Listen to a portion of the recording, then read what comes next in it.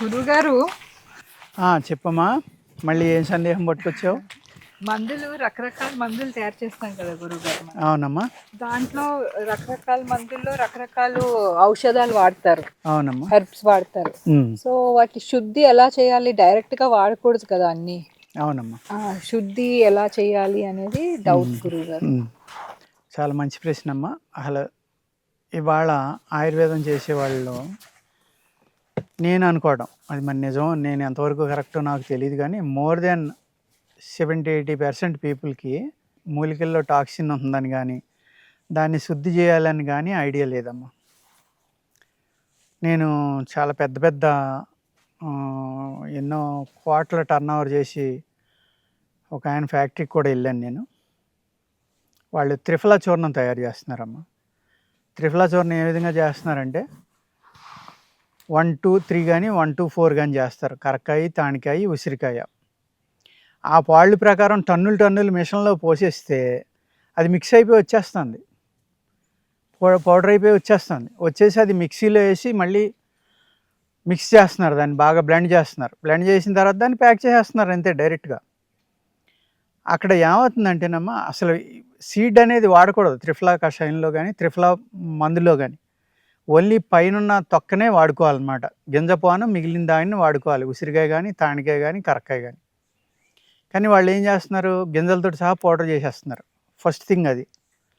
రెండో విషయం ఏంటంటే, ఈ కరక్కాయ తానికాయ అనే దానికి ఒక చాలా స్ట్రాంగ్ బైండింగ్ కెపాసిటీ ఉన్న గమ్ము ఉంటుందమ్మా అందులో. ఇంకా ఎంత గట్టిగా ఉంటుందంటే అది మనం మిక్సీలో పౌడర్ చేద్దామని కొడితే ఆ 2 రకాలు ఎట్టి పరిస్థితిలో మిక్సీని కడగలేము మనం, అంత గట్టిగా దాన్ని పట్టుకుంటుంది అనమాట. అంటే దాని అర్థం ఏంటి, మనం అది ఆహారంగా తీసుకున్నా మెడిసిన్గా తీసుకున్నా, అంటే మెడిసిన్గా ఇంటేక్, ఆహారంగా కాదు, తీసుకుంటే ఏమవుతుందంటే అది ఆ పేగులకు అంటుకుపోయి ఇంకా అది వదలదు. దానివల్ల చాలా ఇబ్బందులు వస్తాయి, సైడ్ ఎఫెక్ట్లు ఉంటాయి అందులో. అంటే శుద్ధి చేయకుండా వాడేస్తున్నారు కాబట్టి. అప్పుడు ఏం చేయాలి, కరక్కాయని కాల్చాలమ్మ. పై తొక్కలు తీసుకుని ఆ తొక్కని బ్రౌన్ కలర్ వచ్చేలాగా వేపించుకుని అప్పుడు పౌడర్ చేయాలి. అప్పుడు ఏమవుతుందంటే ఈ ఫ్రై అయినప్పుడు ఆ గమ్ అనేది ఇరిగిపోతుంది, ముక్కల కింద బ్రేక్ అయిపోతుంది అనమాట. గమ్ము బ్రేక్ అయిపోవడం వల్ల మీరు అది తీసుకుంటే అమృతం లేక పనిచేసి శుద్ధి చేసింది కాబట్టి. అదేవిధంగా తానికాయ తొక్కను కూడా, ఆ తానికాయని కూడా మన తోటలోనే ఉన్నాయి, చూద్దాము. ఆ తాణి చెట్టు యొక్క కాయలు కూడా అదే విధంగా చేసుకోవాలి. ఉసిరికాయ ఏం చేయాలంటే పైన తొక్క ఒలిపు అనేది అది శుద్ధి చేయవలసిన అవసరం లేదమ్మా, ఆమ్లాని, దాన్ని అదే విధంగా వాడుకోవచ్చు.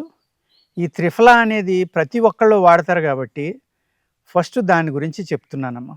ఆల్మోస్ట్ ఇవాళ త్రిఫలా అంటే మోర్ దాన్ 80% పీపుల్కి తెలుసు.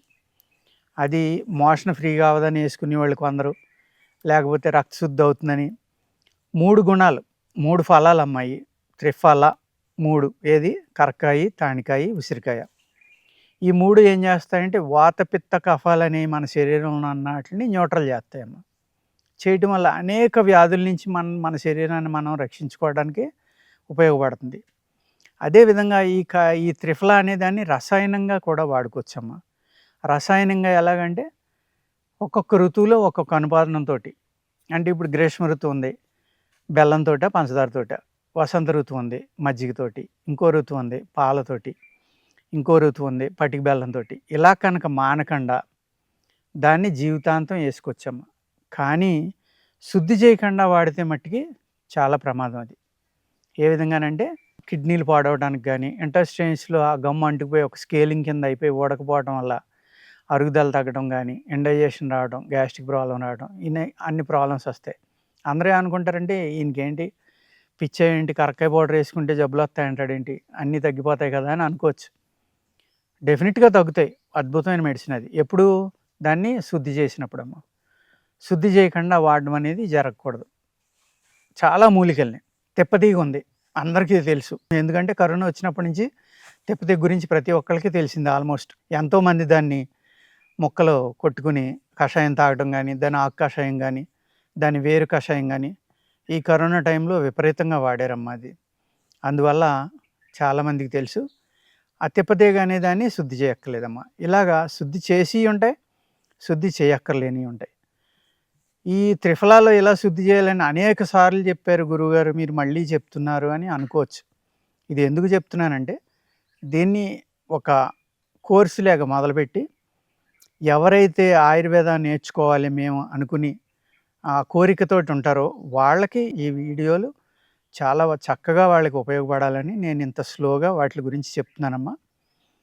త్రిఫలాలో కరక్కాయి, తాణికాయి శుద్ధి చేసుకోవాలి. ఎలా శుద్ధి చేయాలంటే మళ్ళీ రెండోసారి చెప్తున్నాను వినండి.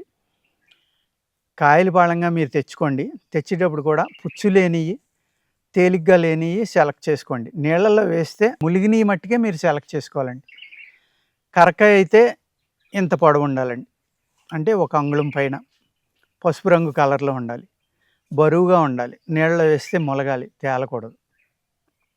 ఆ విధమైన కరక్కాయని సెలెక్ట్ చేసుకుని మీరు దాన్ని బద్దలు కొడితే గింజ వేరుగా వస్తుంది, పైన తొక్క వేరుగా వస్తుంది. ఆ తొక్కని బాగా బ్రౌన్ కలర్ వచ్చేదాకా వేపించుకుని పౌడర్ చేసుకోవాలి. అదేవిధంగా తాణికాయ కూడా, తాణికాయ రౌండ్గానే ఉంటుందండి, దాన్ని కూడా అదేవిధంగా బద్దలు కొట్టుకుని మీరు పౌడర్ చేసుకుని దాన్ని కరక్కాయ, తాణికాయ. ఉసిరికాయ ఏం చేస్తారంటే పై తొక్క తీసుకుని గింజను వేరుపాటుగా పెట్టండి.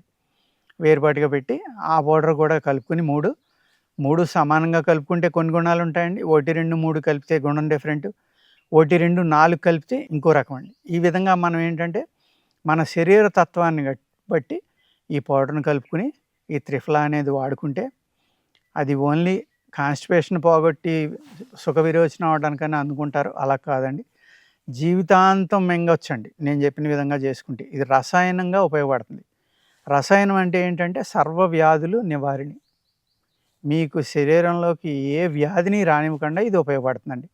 కానీ తక్కువ మోతాదులో వాడుకోవాలి, ఎప్పుడు వాడుతున్నారు కాబట్టి. తులం 2 తులాలు అలా తినకూడదండి, 1 అర తులం అలా మీరు తీసుకుంటే కనుక అనుపానం మార్చుకుని ఇది ఒక రసాయనంలాగా ఉపయోగపడి మీ శరీరానికి జబ్బు అనేది రాకుండా మిమ్మల్ని కాపాడి 100 సంవత్సరాలు వచ్చేదాకా ఆరోగ్యంగా మిమ్మల్ని నిలబెడుతుందండి త్రిఫలా అనేది. నమస్కారం. బాగా చెప్పారు గురువు గారు.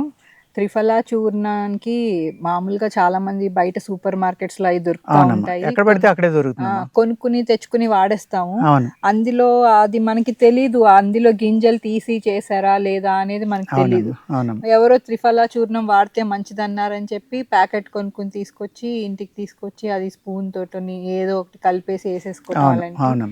సో అది ఎంత దాకా పనిచేస్తుందో తెలియదు కాబట్టి మనకు నమ్మకంగా ఉన్న చోట బాగా చేస్తారన్న చోట కానీ, లేకపోతే మన అంతటి మనమే తయారు. ఇక్కడ ఏమవుతుందంటేనమ్మా, ఇంత నేను చెప్పిన విధంగా చేదస్తంగా చేయాలి అంటే మ్యాన్ పవర్ చాలా ఎక్కువ కావాలమ్మా. ఇప్పుడు మిషన్లో వేస్తే మీరు కాయపాళంగా వేసేస్తే మ్యాన్ పవర్ అక్కర్ లేకుండా తయారైపోతుంది.